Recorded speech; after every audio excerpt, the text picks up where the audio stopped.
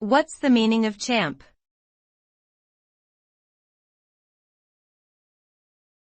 Champ.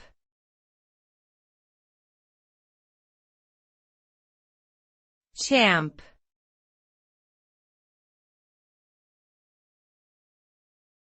Champ.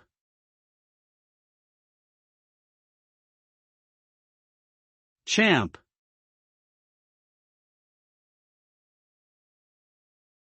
The word champ can be used as both a noun and a verb.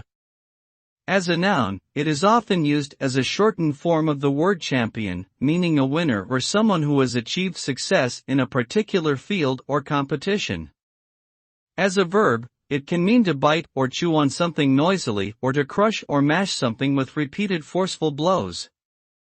The word champ can also be used colloquially to express approval or admiration for someone or something.